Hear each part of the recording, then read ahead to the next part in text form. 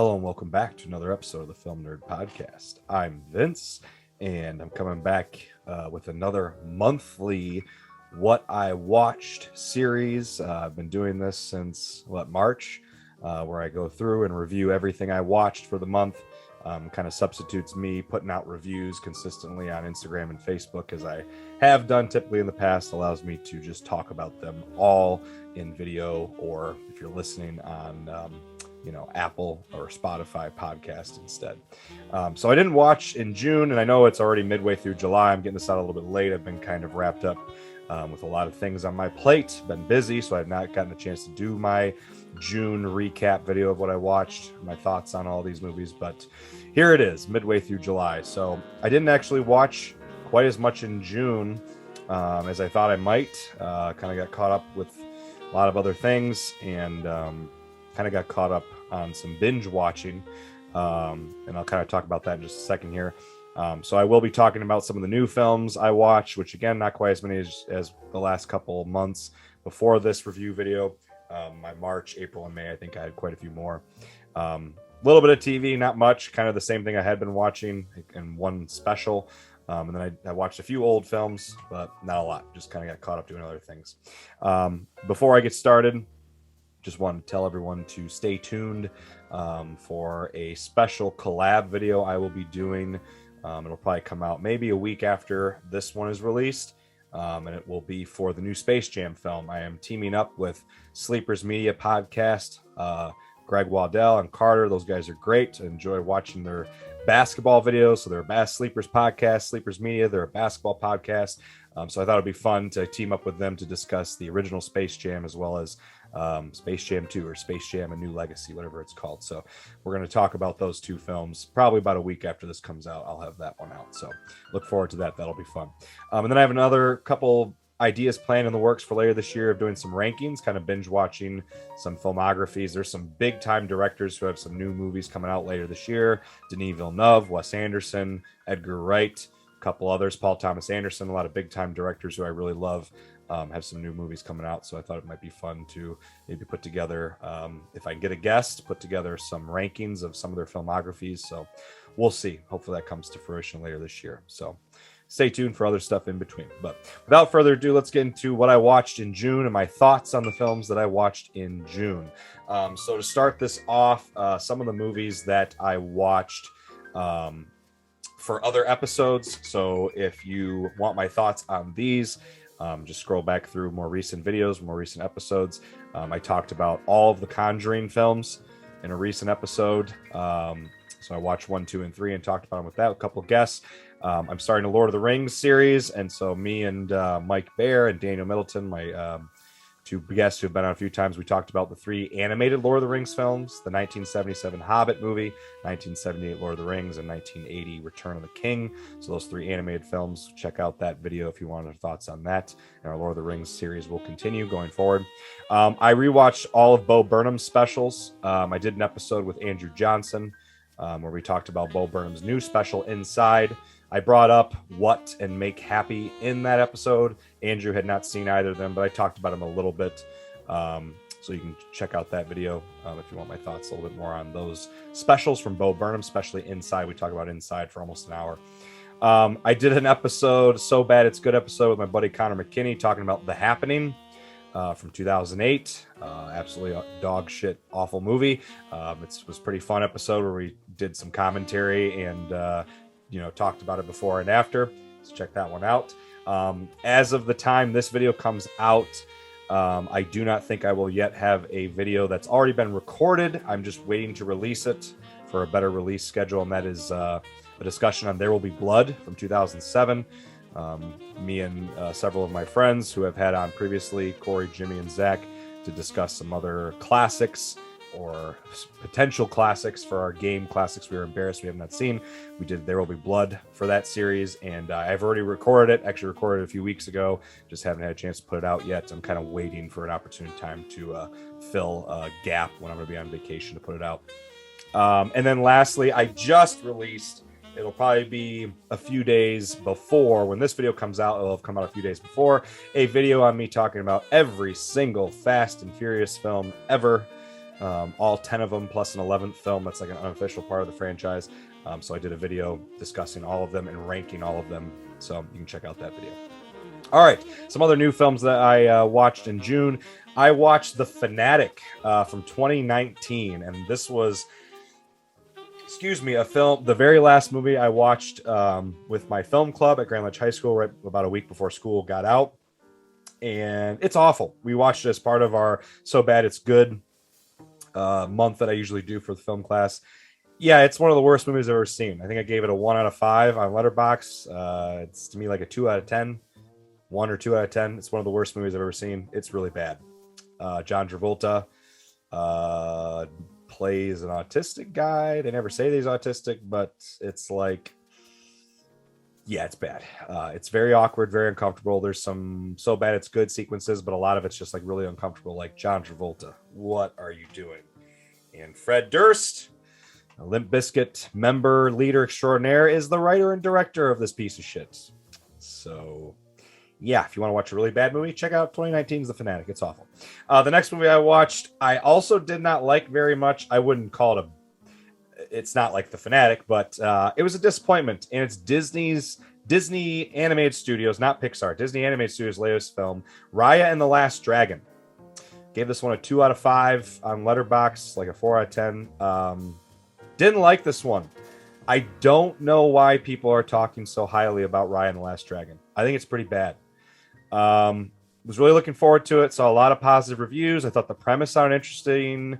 The Asian representation in an animated film I thought was really exciting because it's an overlooked aspect of major studio films. There's so much great Asian cinema, Korean, Japanese, Chinese cinema, so great.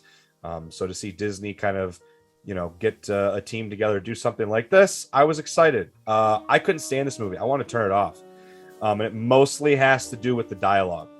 It's awful. And I get that I'm not the target audience. All right, I get it. Right? It's for kids. But I love animated movies. I adore animated movies and TV shows. Kids, adult animation, kid animation. I watch it all. I like it all. There's great kid animation. Wolfwalkers was my favorite. I named it my favorite movie of 2020. That's for kids and families, and it's brilliant. Raya and the Last Dragon has some good music. I like the overall concept. Really good animation, some stunning visuals. Wasn't really huge on the character design for the dragons. But outside of those things, I don't see why people like this. So what I hate about this movie is the dialogue. Like I already mentioned, it's just dull exposition. Everything's being explained. If the dialogue isn't being used to just explain things, they're horribly cringy forced jokes. Like 10-year-old humor, like bottom of the barrel, low demographic, and it just. I get movies that do stuff like that. It seems like humor that would have been like in the Emoji Movie or a Minions movie. Like, it's kind of like internet humor. It's kind of like meme humor and internet humor and like, ha ha ha, tee hee, I'm dabbing kind of humor. And it just doesn't make sense in this movie. You got this, like, it's supposed to be taking place a long time ago. It's like traditional East Asia, like, ancient kind of dragons and stuff, and they have just this really cringy, like, meme child internet humor, and it's not good. It's very tropey, the way it, not even just the dialogue, but the characters and the narrative, super trope heavy. It's very fast paced, but in a bad way. Nothing's really allowed to breathe or be fleshed out. Things don't really flow together really well. Things are kind of rushed around. I just found this film overall be really pandering, boring, unfunny.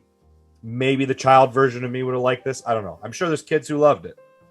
But as a 28-year-old adult man, I hope my kids don't want to watch it. I mean, my kids are 16 months and 4 months, but when they're older, hopefully there's better movies that they want to watch. But yeah, this is one of the worst movies I've seen in 2021. I give it a 2 out of 5. I don't absolutely hate it. I just didn't really like it. So Raya and the Last Dragon, see it if you want. It's on Disney Plus now. I wasn't a big fan. The next one I watched was also, I watched a lot of shitty movies this month.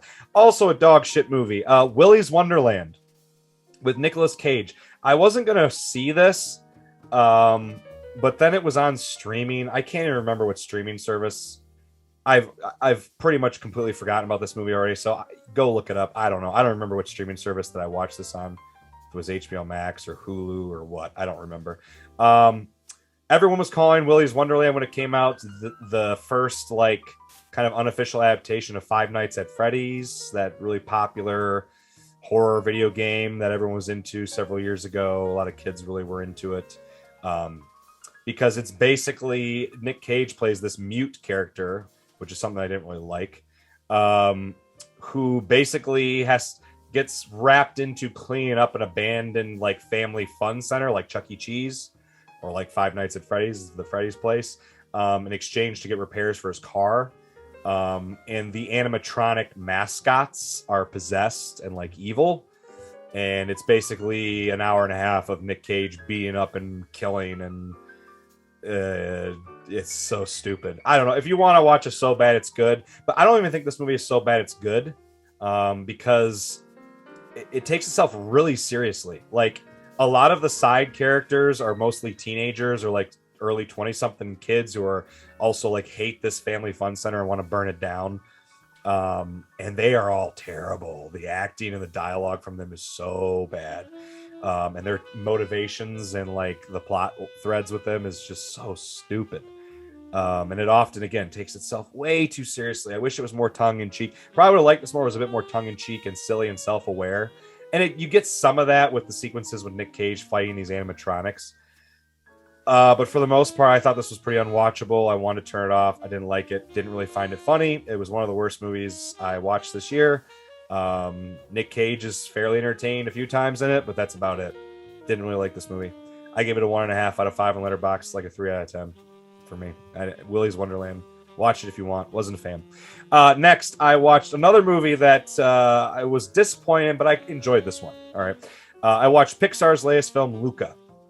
It's free on Disney Plus. It's not Premier Access. It's just streaming as part of their subscription service, which is really weird to me.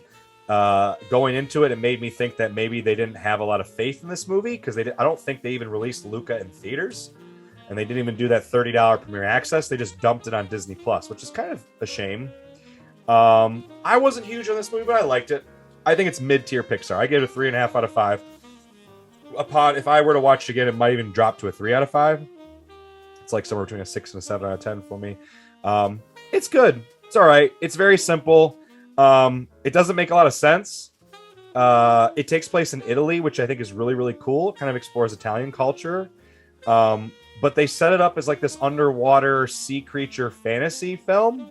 And that's kind of the setup. And then they never explore it. Then the rest of the movie just takes place in this small town on the coast in Italy.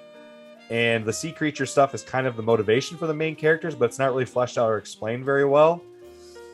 There's just kind of a lot going on in this movie that doesn't really properly get fleshed out. It's like they had this idea, and they had this idea for like these sea creature things, like humanoid sea creatures, and they said, "Oh, let's set it in Italy." And so, but they didn't really go back to the sea creature stuff. And they're like, "Oh, let's kind of explore Italy," but then they don't really explore Italy that much, because they kind of jump back and forth between the two things. I think this would have been a better movie if it was just a contained story about Italy, like a couple kids in a small town in Italy. I don't think the sea creature stuff needed to be in there, or make it just about the sea creature thing. If it's going to be both, I think this movie just needed like 25 more minutes to explore it. It's just the characters and the premise and the ideas in this movie, the concepts are just not fleshed out very well. Animation's breathtaking. I mean, of course, at this point we've come to know that Pixar has breathtaking animation. The animation's gorgeous. They kind of switch up their style a bit with the animation in this one. Apparently they're trying to homage Hayao Miyazaki, famed animator for Ghibli Studios. They're trying to homage him a little bit. I'm not very well versed. I know one of my biggest sins as a movie lover is I haven't watched any Studio Ghibli films. I need to. I got a couple on my shelf over here, just haven't taken the time to watch them. So I can't really attest to that because I haven't seen a lot of them. But colors are gorgeous, very detailed environments, pretty stunning animation. Music is solid. It's a very fun vibe and atmosphere for this Pixar movie. It's very simple, low stakes, contained. But I just felt like the ideas and the characters and the overall concepts and execution were very thin, very underdeveloped, and kind of left me at the end going, okay. I don't know if I'd watch it again. Maybe. I think it's mid-tier Pixar. I think it's a medium, middle of the ground movie for them. It's not one of their worst movies, absolutely not, but it's definitely not in their top tier. So Luca, it's on Disney Plus. I gave it a 3.5 out of 5 stars. It's like somewhere between a 6 and a 7 out of 10. All right, 2 more new movies I watched in June. The next one is the latest project from Lin-Manuel Miranda. That is In the Heights. There are some people criticizing this movie heavily, the woke social justice warriors crowd. You know, I agree with them a little bit. So the big complaint about this movie in terms of representation is it's supposed to be about Dominicans in New York. So it's very contained Dominican Republic culture, all these immigrants in New York. And the big complaint is there was not enough dark-skinned Dominicans depicted in this film. I've been to the Dominican Republic, and if you're familiar with their history, because of the slave trade, many Dominicans are from Africa. They're African descent. So you have a lot of African Afro-Dominicans. I don't know if that's the correct term, but Africans who are just, they're descendants of Africans in the Dominican, and then mixed ethnicities with, Spanish, Spain, Latin American culture, and so a lot of people were complaining that Lin-Manuel Miranda, they didn't get enough dark complexion of dark-skinned Dominicans. They're more light-skinned. I'm white, so it's not something I'm going to complain about. I don't think I have a voice in this because it's not my culture, but I can see the complaint. For me personally, it didn't take away from the movie for me. Once I was aware of it, I kind of noticed because I've been the Dominican, and yeah, there's a lot of Dominicans who are very black. They're very dark. So I can see why maybe that missed opportunity for representation upset some people. But it didn't take away from the movie for me. I still enjoyed this. I gave it 4 out of 5. It might be more like a 3.5 out of 5 if I rewatched it. Between a 7 and 8 out of 10. I liked it a lot. It's pretty high on my 2021 list. I like Lin-Manuel Miranda. I really enjoyed Hamilton, watching that on Disney Plus last year. That was high on my 2020 list. I really liked the music, the choreography, the dance sequences, the sets, the visuals. I thought this movie was well directed. The camera work, editing, thought it was pretty great. I wasn't huge on I didn't love this movie. I really enjoyed it, but I didn't love it. And the big thing for me was the characters. I wasn't huge on these characters and this story. They just didn't quite suck me in. I don't know. I don't know why. It just didn't quite connect with me. I love Spanish movies, and this isn't truly a Spanish film. There's a lot of Spanish in it. But I love when we get to see major Hollywood studios get a lot of Spanish language in their movies, Spanish representation, Spanish speakers. I'm a Spanish teacher. I love the language, of the Spanish language. Me encanta español. But yeah, I don't know. Lot to like about this movie. And I'm not a big fan of musicals, but I've been trying to watch more of them lately, and I really like this as a musical. I think if you're a fan of musicals, we don't get a lot of original musicals anymore. So I think it's worth checking out. It was on HBO Max. I don't know if it left. It might have left HBO Max. If at the time that you're watching this, it's not on HBO Max anymore, then you missed the window for its streaming. It's probably still in theaters. I know it was in theaters. A lot of movie theaters chains were carrying this movie, and it'll probably come back to HBO Max soonish. But yeah, In the Heights, I think it's worth checking out, especially if you like musicals. I really enjoyed it. If the representation thing bothers you, then maybe you don't want to watch it. But yeah, I don't know. Wasn't completely enamored with this movie, but I did like it a lot. It's high on my list. I thought it was pretty solid. Last new movie. So I didn't get to watch a lot of new movies. I spent a lot of time binging for some of those other episodes I mentioned earlier. The last new movie is a Netflix original film that I really originally was not going to watch. It's Kevin Hart's latest movie, Fatherhood. So originally when I saw this movie being teased, I don't even think I watched a trailer. I might have watched a trailer for it and read it about a little bit. And then I saw some positive reviews for it. Not overwhelming, but positive. And especially towards Kevin Hart. I don't usually like Kevin Hart as an actor. I think some of his stand-up is funny. He's not like my favorite comedian or anything. Excuse me. I used to like him a lot more. My tastes in stand-up comedians change all the time. But Kevin Hart, I enjoy some of his stand-up. Some of it's pretty stupid, but I enjoy a lot of it. I don't like him as an actor. I think he's a really bad actor most of the time. I think often Kevin Hart plays a caricature of himself, and he's just screaming and yelling and just doing his stand-up routine. This movie, he's not. This is his best performance I think I've ever seen out of him. Absolutely. I'd have to kind of go through his filmography, but to me, this is easily the best performance he's ever given. It's a more serious movie. It's a comedy, but it's comedy drama. And now, me being a recent father of two, my son was born, both kids born in the pandemic. They're Irish twins, born on the same day, March 20th, 2020 and March 20th, 2021. And recently I had a daughter, is my 4-month-old. And so in this movie, it's about Kevin Hart's character. It's based on a true story. I think it happened back in 2008 of this guy whose wife died in childbirth. It was a sudden thing, very awful, sudden death, but the child was fine. He had a daughter.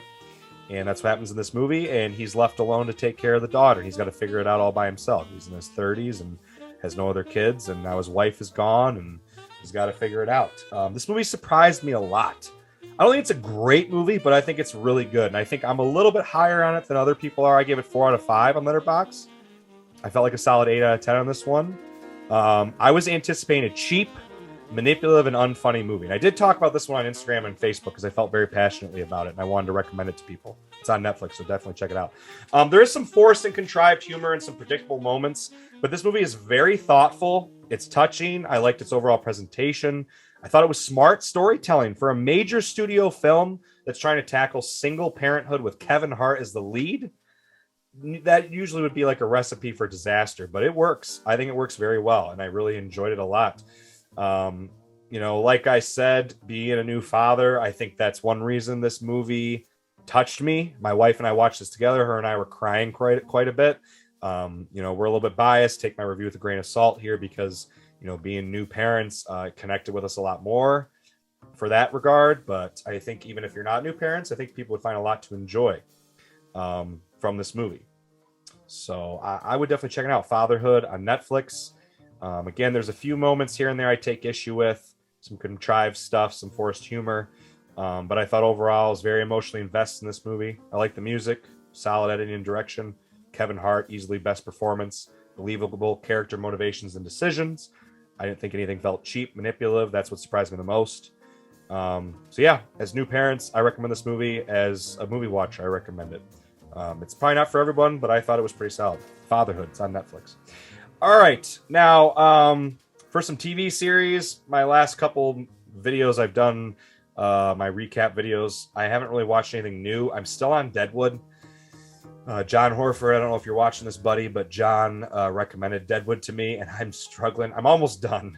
I'm on season 3, episode 5 or 6. I only have like 6 or 7 episodes left, and then the movie. I don't dislike Deadwood, but I don't think I'd ever watch it again. I don't know. Deadwood, it's a show that I was looking forward to watching forever, and I thought I would really love it. I'm just not. I'm not really into the characters. I'm not really into the story. I think the costumes and the period, in terms of the commitment to the period, the time period, the setting, the props and the buildings and the town of Deadwood being built and some of that stuff is brilliant, but I just cannot get into the characters of the story. It's just not for me. Still rewatching Sopranos with my wife. I'm almost done. God, the show is so great. If you've never seen Sopranos, you got to watch it. It's an all-time great show. I'd watch it again if I had time right after I finish. This is like my 3rd or 4th time watching it through. The new movie comes out, I think, in October, The Many Saints of Newark. That's why we're rewatching it. The last thing I watched that could be considered a TV show was I watched the Friends reunion. Friends, as I've gotten older and I've explored more, online discourse around movies and TV shows and things like that, I didn't realize how many people don't like it's kind of become this like meme to hate on Friends. And I get the show is not for everyone, but I've always really enjoyed Friends. I grew up watching it. It came out in 1994 when I was 2 years old. My parents started letting my brother and I watch it when we were like 6 or 7. And we watched it all the way. They let us watch. We were probably a little young to be watching it, but they were watching it every Thursday night or whatever night of the week it was on. And so they would just let us stay up and watch it with them. It was on at like, I don't know, 8 or 9 o'clock or something, 8 o'clock. And I remember watching the series finale. I remember watching the last few seasons of that show live with my parents. I always watched reruns of it when I got older and was in college, and it showed up on Netflix. I remember binging it all the way through for the first time ever. I'd never done that before. It's never been on streaming, and I've watched it through a few times now. And I get people not liking it. I think the writing for Friends is pretty bad. Personally, I think Friends is a pretty terribly written sitcom. And the reunion kind of addresses that. I think the reason Friends is so great and so many people love it and why I love it is just those 6 actors. They make it work. Because they even talk about in this reunion. I really like this reunion special. I thought it was pretty smart and creative what they did. They didn't come back and do a new season or a new episode, which I think would be cheap and stupid. They just basically brought the whole cast back and a lot of guest members, and they had a host and James Harden, right? Isn't that his name? No, James Harden's the basketball player. What the hell's his name? I gotta look it up now. It's oh my gosh, what's his name? James Corden. James Harden's a basketball player. James Corden hosted it, and they basically kind of have them, retrospect. It's like a retrospective. They kind of, reflect and as a, as much older people now, they kind of reflect on the show over the course of an hour. It's like an hour and a half or something like that, or maybe it's an hour 45. I think it's a little longer, but yeah, if you like the show, I think you'll like this reunion special. I think it's great. If you don't like Friends, then don't watch the reunion special. It's on HBO Max. But yeah, I think those 6 actors make this show work. I think the show is not very original. I remember when it came out, it was accused of ripping off of Seinfeld, because Seinfeld was one of the first shows ever to be a sitcom about friends, a group of friends, and not a family. Most sitcoms up until then were about families, not really friend groups. So Friends was accused of ripping off Seinfeld initially. But where Seinfeld is very cynical, and the point of the show is the characters are all horrible people, and it's a show about nothing. Friends more focused on, it was more serious. It's comedy, but there's more serious aspects, and the characters kind of develop over time, and it's them growing up. They're 20-somethings in New York, and you watch them bloom and blossom into mid-30-somethings by the end of the series run, and trying to start, get into their adult lives. And I think those 6 actors are just, they make those characters. Without those 6 people, they kind of talk about it in the reunion special. If they hadn't have cast those specific 6 people, I don't think this show would have ever worked. Something about those 6 people was just gold. It was just lightning in a bottle. They elevate all the dialogue. They elevate all the scenes. They elevate all the characters. Those 6 people made the show. Kaufman and Crane, who created the show, I don't even think they're really to credit for the show's success. I really don't, because it's not an original idea. And again, the writing is not really that good. I've rewatched the show several times as an adult, and I even, now that I'm more critical when I have things I watch, I'm like, yeah, this writing's pretty bad. But the 6 characters are great. I think they're hilarious. I just think they elevate all of the scenes, and they elevate all the humor. I mean, could you imagine anyone else doing Pivot, Ross? I mean, that scene just has me peeing my pants every time. It's just David Schwimmer's delivery, and then Matthew Perry, shut up. I just think those 6, they just make the show. To me, it should go down as one of the greatest sitcoms of all time. I think it is. I don't think it's better. To me, it's not better than Seinfeld or Curb Your Enthusiasm or even It's Always Sunny in Philadelphia. I think those are better. Or The Office in its prime. But yeah, I really like Friends. I think it's great. All right, the last couple things I want to talk about are some old movies that I watched. There's not very many. There's a couple here. And I'm going to be pretty brief because these old movies I've seen many times. So I rewatched Jurassic Park, Schindler's List, and Shawshank Redemption in my film class before the school year got over. I showed the kids all these movies as part of our, blockbuster unit for Jurassic Park, and then, and then Schindler's List and Shawshank Redemption were part of our drama unit. They're all 5 out of 5 perfect movies, 10 out of 10. All 3 of those movies. They're brilliant. They're all perfect films. If you've never seen Jurassic Park, Schindler's List, Shawshank Redemption, to me, they're 3 of the greatest films ever made. They all came out. Jurassic Park and Schindler's List, Steven Spielberg made both of those in the same year in 1993, which is insane. And then Shawshank Redemption came out the very next year in 1994. And to me, they're really 3 of my favorite movies ever. I mean, they're brilliant. Gotta check them out if you've never seen them. Then I watched 2 movies I'd never seen before. The first one is called Rabid from 1977. It's a very early David Cronenberg film, one of his, not his first, one of his earliest in his filmography. I haven't seen a lot of Cronenberg's movies. I'd only seen like 4 or 5 at the time of watching this. I know I've seen The Fly, and I have to go through and look at some of his other films I've seen. I was trying to watch more of his movies. I'm just trying to get into more of Cronenberg's films. It was on HBO Max, so I was like, hey, I'll check it out. I've always heard it's kind of a weird one. And yeah, this movie is so fucking weird. If you've never seen Rabid, if you had HBO Max, on HBO Max, 1977, body horror. David Cronenberg's very famous for making what's called body horror films. So where the horror is derived from something terrifying happening to a person's body. And I won't tell you the premise of this movie. I'm not even going to say it. Because it's so messed up.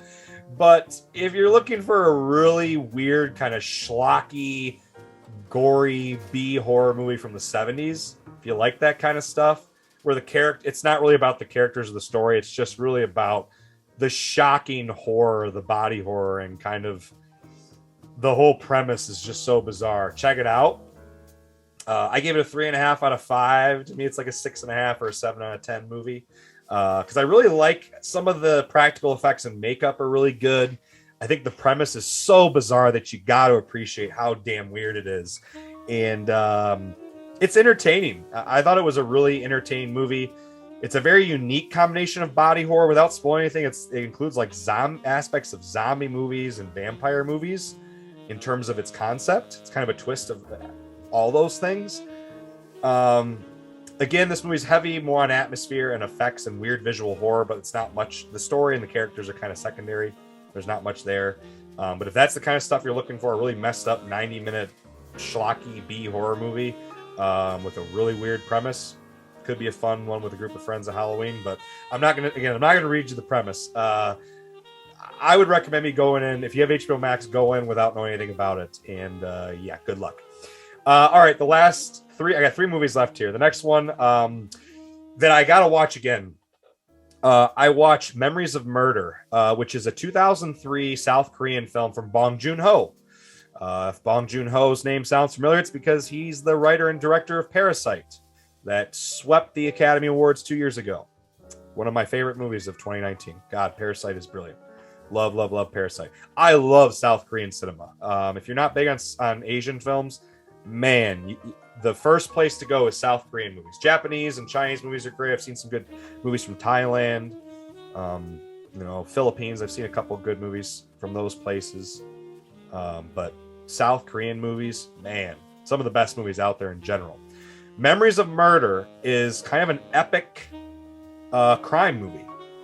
It takes place over a period of like 20 years. I think about 20 years. And it's basically these detectives trying to solve a series of rapes and murders in South Korea. And I don't want to spoil anything about this movie. But if you really like crime thrillers, God, this movie's great. It's brilliant. And if you're okay with reading subtitles, I don't understand people who are against reading subtitles. I hate dub. I can't stand dubbed movies, so I always have subtitles. Man, check this one out. Memories of Murder. I got to watch it again. I didn't really write anything on it yet on Letterboxd. I gave it 4.5 out of 5 stars after initial viewing. Could be a 5 out of 5. I got to watch it. It's on Hulu. It's streaming on Hulu, last I saw. It might even be somewhere else. I think it was streaming in more than one place, but I watched it on Hulu. So yeah, Memories of Murder, Bong Joon-ho. This is one of his earlier films, 2003. Wow. Great movie. I need to rewatch it, but one of the best like crime thrillers I've seen, and super haunting. Man, the ending is haunting. It just gave me chills thinking about the ending. It's super haunting.